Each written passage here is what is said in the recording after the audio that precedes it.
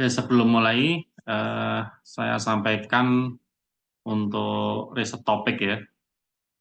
Riset topik nanti bisa jadi ide ya, ya atau meskipun nanti untuk yang S2 ini nanti biasanya eh, akan didiskusikan dengan promotor atau pembimbingnya berkaitan dengan judul-judul tesisnya gitu ya. Ini saya sampaikan aja riset yang sudah saya lakukan terutama dengan mahasiswa ya, baik S1 maupun S2, terutama yang S2 nanti. Ini area riset saya diantaranya di bidang material, desain, manufaktur ya, kemudian engineering analysis gitu. Nah, ini contoh untuk riset di bidang material, di antaranya untuk bidang friction stir welding, ya, kemudian composite dan seramik gitu. Nah, yang pertama untuk friction stir welding, ya, ada yang sudah pernah dengar ini friction stir welding atau FSW. Jadi welding atau pengelasan, tapi dengan menggunakan fenomena friction atau gesekan, ya, gesekan itu akan menghasilkan panas, ya, kemudian dari panas itu bisa menjadikan hasil dari proses semacam kayak milling ya, itu diaduk atau di steering ya, kemudian terjadi ikatan ya antar partikel ya sehingga bisa menggabungkan dua material tadi. Ya, kalau kita lihat seperti di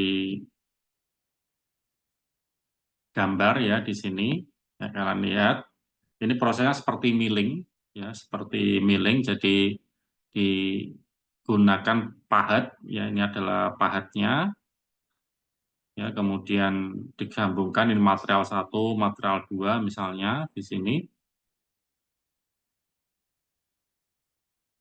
Kemudian ada gesekan ya, misalnya pahat ini dia ada pemakanan ya seperti proses milling, kemudian ada penekanan di bagian yang dilewati pahat. Nah, proses pemakanan itu ada drum ya atau partikel-partikel yang terkikis tadi ya, karena akibat panas maka ada panas dan ada penekanan, maka nanti akan terjadi ikatan di situ ya, sehingga dua material ini bisa menyambung atau jadi satu itu ya. Nah, kenapa seperti itu? Ya, kenapa kita menggunakan metode friction stir welding? Ya, tentunya karena untuk welding yang konvensional itu tidak bisa dilakukan, ya, tidak bisa dilakukan. Ya, contohnya apa? Contohnya adalah material-material yang non ferro, ya, atau selain besi ya, tidak mengandung besi. Ya, misalnya ada aluminium, titanium dan sebagainya itu kalau dilakukan pengelasan konvensional itu tidak bisa ya. Jadi harus menggunakan metode khusus ya, metode khusus. Nah, salah satu itu adalah friction stir welding. Nah, kenapa ini masih terbuka sekali untuk risetnya? Ya karena proses stir welding ini belum bisa memberikan kekuatan yang bagus ya, atau ya minimal sama dengan material yang tidak ada sambungannya. Itu belum belum sampai ke sana ya, meskipun beberapa sudah terjadi peningkatan yang signifikan ya, tapi secara umum itu belum menyamai seperti material aslinya gitu ya.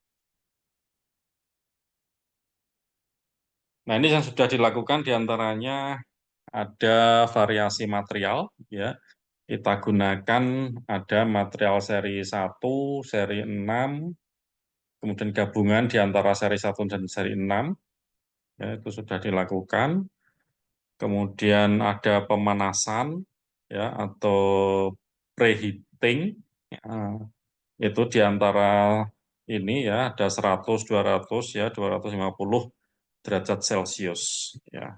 Kemudian tiled angle ya atau sudut kemiringan dari pahat. Itu kalau kita lihat di gambar sebelumnya yang namanya ini adalah tilt angle di sini ya itu adalah tilt angle atau kemiringan sudut.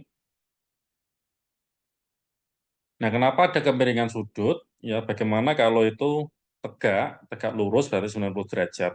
Ya, tentunya parameter ini sudah kita studi dari penelitian terdahulu ya. Jadi ada pengaruhnya terhadap hasil dari friction stir welding gitu. Maka kita jadikan sebagai parameter gitu. Kemudian termasuk spindle speed ya, kemudian penggunaan filler material ya, filler material. Ini yang sudah dilakukan adalah menggunakan zinc, kemudian brass ya atau kuningan yaitu ditambahkan di material selanya tadi atau di sela-sela di sini. Nah, di bagian ini karena ini ada material, kita tambahkan supaya nanti terjadi penambahan material baru. Ya, tujuannya apa? Ya, tujuan untuk memperkuat, ya, memperkuat sambungan. Kenapa begitu? Karena konsep dari sambungan di sini itu adalah pembentukan MMC, ya, metal matrix composite. Ya, jadi prinsip material komposit ya nanti bisa dilihat lagi itu yang terdiri dari lebih dari dua material ya dijadikan satu gitu kan. Nah, hanya saja di sini semuanya adalah metal atau logam, maka disebut sebagai metal matrix composite atau MMC gitu.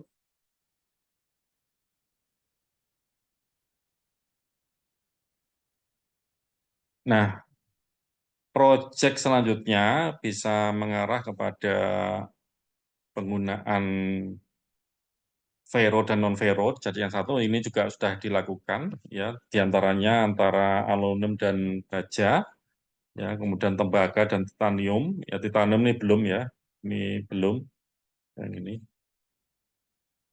Kemudian temperatur, ya, temperatur atau pemanasan preheating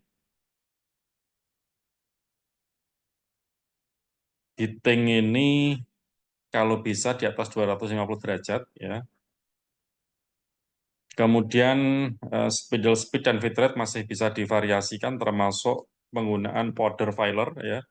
Powder filer sudah dilakukan juga oleh mahasiswa saya ya, mahasiswa S2 juga.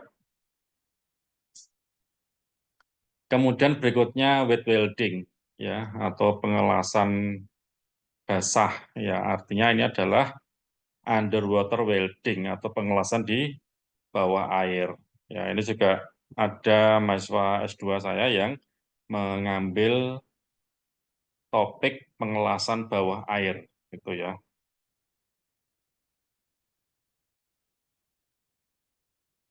Nah, material bisa menggunakan baja ST37, kemudian air menggunakan air asin, menggunakan air tawar ya. Kalau air asin digunakan secara prototipe ya menggunakan semacam akuarium ya seperti ini ya. Nah, ini karena keterbatasan air gitu. Kalau yang menggunakan air tawar itu menggunakan laboratorium pengelasan bawah air yang ada di Solo Technopark gitu. Kemudian variasi arus ya, travel speed atau kecepatan pengelasan itu sudah divariasikan juga. Nah, ini adalah hasil foto mikro ya. Nah, ini kalau ada yang mau meneruskan riset ini juga masih banyak variasi yang bisa dilakukan ya berkaitan dengan eh, pengelasan bawah air. Nah, ini contoh gambar-gambar atau foto hasil dari mahasiswa S2 saya yang melakukan pengelasan bawah air. Nah, kalau yang melakukan pengelasan itu tentunya bukan dilakukan sendiri ya, tapi ada teknisinya karena harus tersertifikasi yang bisa menyelam di bawah air. Nah, ini sudah terbit juga judulnya ini ya, Investigation of the Intermetallic Formation on Underwater Welding of IC ya 4012 steel. Mahasiswa saya ini yang namanya Swantri ini. Nah, ini terbit di Jurnal Material Science Forum yang terindeks oleh Scopus. Kemudian metal casting ya. Nah, metal casting ini juga bisa jadi salah satu topik riset ya. Nah, kalau dulu kita punya yang namanya Solid Cast ya. Solid Cast adalah software untuk pengecoran ya, pengecoran logam, baik itu untuk sand casting atau dengan cetakan pasir maupun dengan cetakan logam ya. Itu bisa semua dan ini yang dilakukan adalah sand casting mulai dari CAD ya, di sini gambarnya, kemudian disimulasikan ya proses pengecorannya, kemudian didapatkan hasil beberapa void atau cacat ya di dalam proses casting di sini ya. Nah, parameter untuk sand casting tentunya disamakan dengan seperti yang di real ya karena yang eksperimen juga dilakukan ya, secara real ini untuk membuat produk semacam kayak blade ya atau kipas gitu. Nah, ini digunakan untuk motor eh, pompa kelihatannya ya. Dan ini memang diproduksi ya. Kemudian beberapa cacat yang diperoleh dari software itu kita lihat di sini ada beberapa bagian ya. Kemudian coba dipotong bagian itu untuk yang hasil eksperimennya itu. Nah, kalau kita lihat di bagian ini ada cacat ya. Ini malah bisa terlihat secara kasat mata, ya. Kemudian yang lain dilihat menggunakan mikroskop, ya, untuk mencari defek atau cacat rongga, gitu. Nah, ini juga terbit di sini, ya, dengan judul Casting Design Simulation and Manufacturing Validation of Air Compressor Fan Blade. Tuh.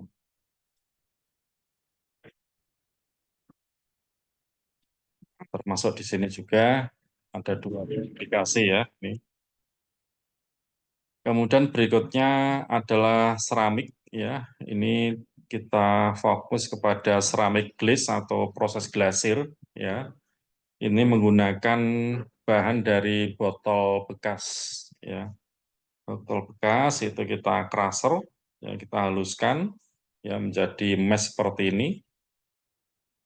Ya ini sangat halus. Kemudian setelah kita mesh atau buat yang diambil yang halus ya kemudian kita campurkan dengan bahan lain dan kita proses glasir seperti ini untuk melapisi tujuannya waktu itu adalah genteng ya jadi genteng yang diproduksi oleh pengrajin genteng itu ya nah kita cari ya informasi untuk proses pembakaran secara tradisional ya pengusaha genteng itu berada di sekitar berapa temperaturnya gitu ya. Nah, ternyata dari literatur ya itu berkisar antara 800 sampai 1000 derajat Celcius, yaitu manual. Nah, sehingga kita harus mendapatkan campuran material serbuk ini itu bisa meleleh di antara suhu itu ya. Jadi antara 800 sampai 1000 derajat gitu. Nah, ini contoh hasilnya. Kemudian ini beberapa variasi yang dibuat. Tentunya berbagai macam parameter dari berat komposisi ya, komposisi material yang kita gunakan. Ya, kemudian diperoleh ini yang paling bagus hasilnya. Ya, kemudian kita lihat ketebalannya, ada proses. Kemudian ini adalah foto makro dari eh, glasir itu. Nah, ini kita terbitkan di sini ya, di Astes dengan judul Fabrication of Glass Material from Recycled Bottle Glass and Kaolin. Ya, ini menggunakan variasi kaolin ya untuk glasirnya. Mahasiswa saya ini namanya Elkana Bila Lapo gitu. Kemudian untuk bidang desain, ya bidang desain ini ada produk atau part design, die design, mold design, ya, device engineering, modern rapid prototyping.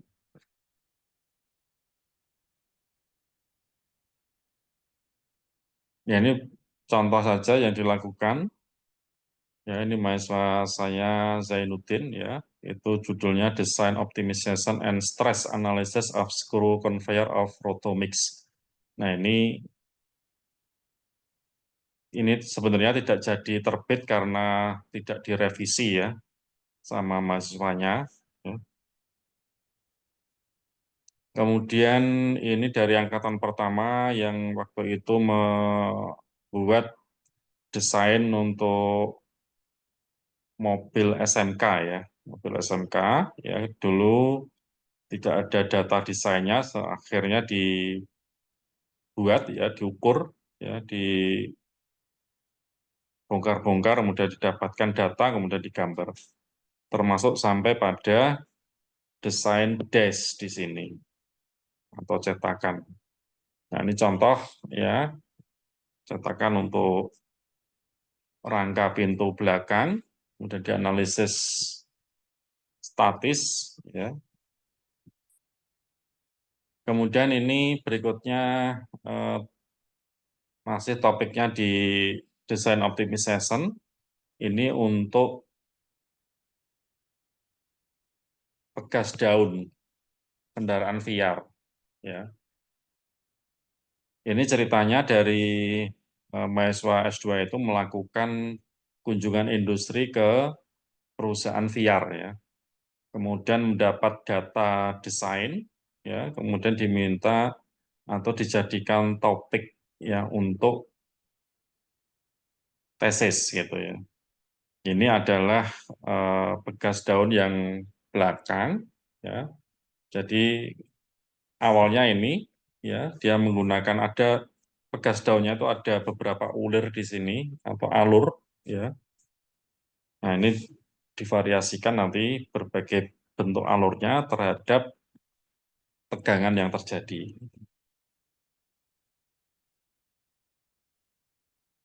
Kemudian ini ada juga mahasiswa yang kebagian bumper ya. Karena bumper itu dari plastik, maka analisisnya adalah plastik injection. Ya, ini menggunakan ANSYS.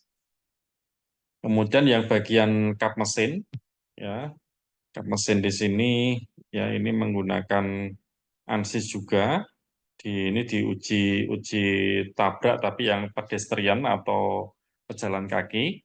Ya, ini disimulasikan sesuai standar ya dengan berbagai variasi material kap mesinnya ya. Ada aluminium, magnesium ya. Nah, ini hasilnya. Kemudian ada juga yang melakukan simulasi di sini untuk belok 90 derajat ya, dari secara mekanis ya. Kalau kita lihat di sekarang yang mobil-mobil listrik itu kan elektrik ya, itu jauh lebih mudah. Nah, kalau mekanis ini kita desain constant velocity joint ya, dibuat 2 kali 45 ya, jadi ada dua sumbu atau dua poros ya, masing-masing 45 derajat ya, sehingga totalnya itu 90. Ya, ini prototipenya juga kita buat.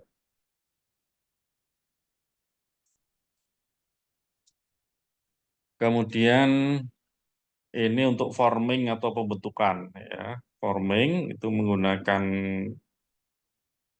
softwarenya adalah Autoform, kemudian ada eksperimennya juga. Di sini ada eksperimen ya, kemudian simulasi. Nah, kita dua data ini kita gunakan analisis untuk mendapatkan pola perubahan bentuk dari plat yang kita simulasikan. Nah, ini juga ada yang mensimulasikan untuk bento belakang mobil SMK tadi. Ya, pembentukannya seperti apa? Ya, nanti kita lihat berbagai bentuk pola ya dari forming limit diagram. Ya, itu harus sudah berada di posisi aman semua. Ya.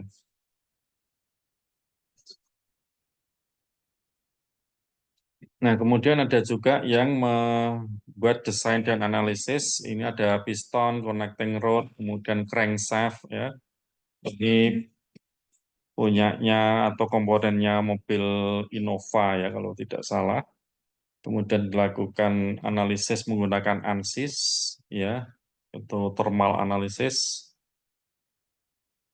Nah, ini mahasiswa saya Muhammad Fendi Hirnawan, publish di Journal of Mechanical and Mechatronic Engineering. Ini yang tadi, yang Rotomix ya, tidak jadi publish. Kemudian ini yang studi kasus juga, ini untuk outer ya, outer headback untuk mobil ya semacam high ace itu ya. Ini dari kunjungan ke New Armada. Nah, ini kalau menggunakan studi kasus ya dari industri itu sudah dapat data desainnya sudah dapat ya. Tinggal kita lanjutkan untuk ke proses simulasi, yaitu enaknya di situ. Nah, kalau kita lihat dari forming limit diagram di bagian ini, kita lihat ini ada banyak yang masuk di area yang tidak aman, ya. Kemudian di akhir proses, ya semuanya ada di bagian yang aman. Gitu. Ini juga sudah terbit, ya di ASTES, ya dengan judul Study of Wrinkling and Thinning Behavior in Stamping Process of Top Outer Hatchback Part on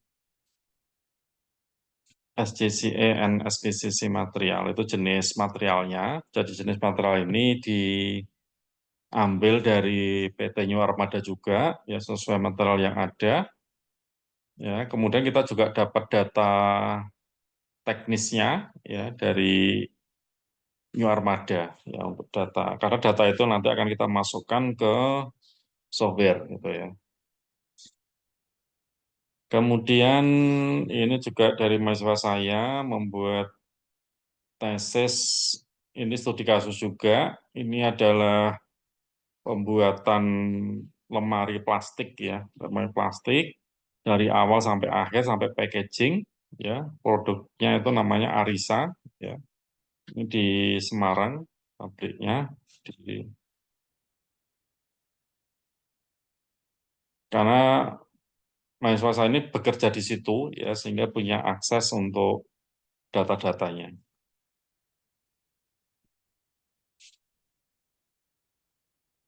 Nah, ini yang friction stir welding yang kita tambahkan dengan material filler ya pengisi yaitu serbuk di sini. Ya, ini juga terbit di Material Science Forum ya dengan judul Structure and Mechanical Properties of Double-Side Friction Stir Welded Aluminium AA6061 ya dengan penambahan powder tembaga ya, CO.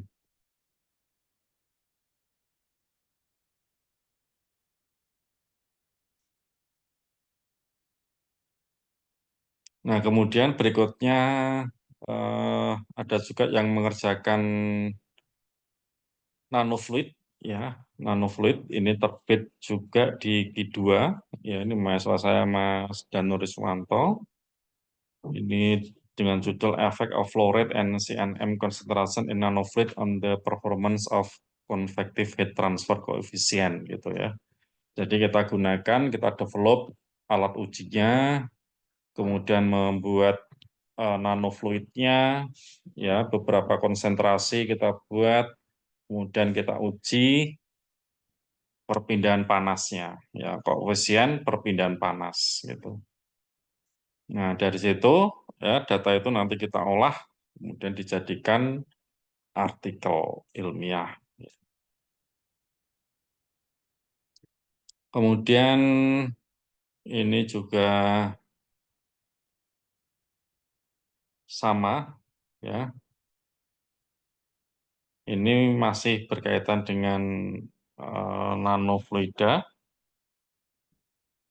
Ini dengan judul Enhancing Heat Dissipation in Microchannel Heat Sink, ya, A Comprehensive Study on Al2O3 atau Al2O3 nanoparticle concentration and fluoride dependency.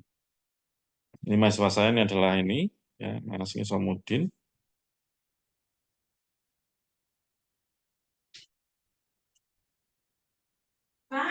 Ini terbit di Engineering Proceedings ya melalui conference. Nah, kemudian ini juga sama dari mahasiswa saya Rudiantoko ya. Ini dengan ini friction stir welding juga ya FSW. Ini tambahan materialnya adalah CuZN dan ZN saja ya. Jadi ada dua variasi.